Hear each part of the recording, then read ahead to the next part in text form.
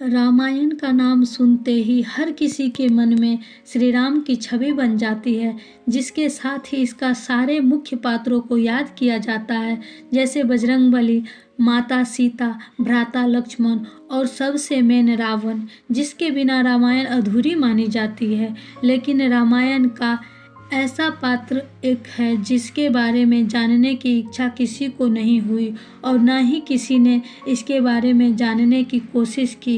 अब आप सोच रहे होंगे कि ऐसा कौन सा पात्र है, तो आपको बता दें, हम बात कर रहे हैं रावण की पत्नी मंदोदरी की। यह तो सब जानते हैं कि श्री राम रावण को मारकर अपनी पत्नी सीता, भाई लक्ष्मण और अपने परम भक्त बजरंगबली के साथ अपने राज्य वापस लौट गए थे। लेकिन लौटने से पहले उन्होंने रावण की पत्नी मंदोदरी को ऐसा कुछ कहा था कि उसने अपने आप को कई दिनों तक लंका की चार दीवारी में बंद कर दिया था। इस बात पर चर्चा करने से पहले हम आपको मंदोदरी के जीवन से जुड़ी कुछ ऐसी रोचक बातें बताएंगे जिनके बारे में शायद ही किसी को पता होगा। पौराणिक कथाओं के अनुसार मथुरा नामक एक अप्सरा माता पार्वती से मिलने एक बार कैलाश पहुंच गई, लेकिन जब वह वहां पहुंची तो उसे माता पार्वती की जगह भगवान शंकर भस्म रमाए हुए मिले। उन्हें देखकर वह उन्हें अपनी ओर रिझाने के लिए उनके सामने नृत्य करने लगी। थोड़ी देर बाद जब वहां माता पार्वती पहुंची तो उन्हें यह सब देखकर बहुत क्रोध आया। इतना ही नहीं, गुस्से में आकर माता पार्वती ने मथुरा को मेढक बनने का श्राप दिया और कहा कि तू इसी स्थान पर एक कुएं में पूरे 12 वर्षों तक रहेगी। यह सब देखकर भगवान शिव ने माता पार्वती को उसे श्राप मुक्त करने के लिए कहा। भगवान शंकर के कहने पर माता पार्वती मान गई और मथुरा के श्राप का समय कम कर दिया। असुरों के देवता मायापुर और पत्नी हेमा के 2 पुत्र थे। वो चाहते थे कि दोनों की एक बेटी हो। बेटी के लिए दोनों कई सालों तक कठोर तपस्या कर रहे थे।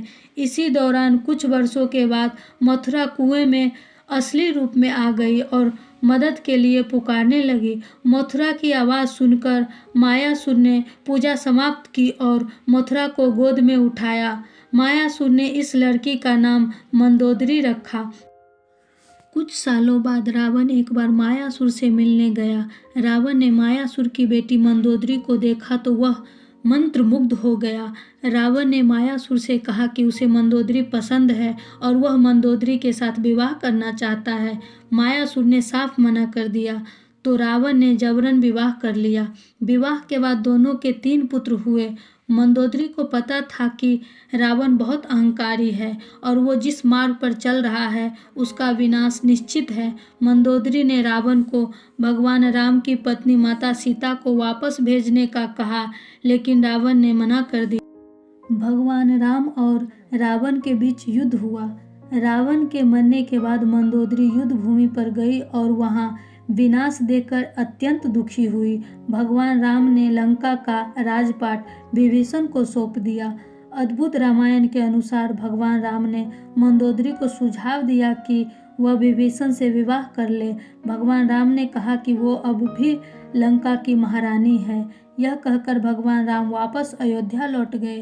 कहा जाता है कि उसके बाद मंदोदरी ने खुद को महल में कैद कर लिया। काफ़ी समय तक मंदोदरी ने किसी से कोई संपर्क नहीं रखा।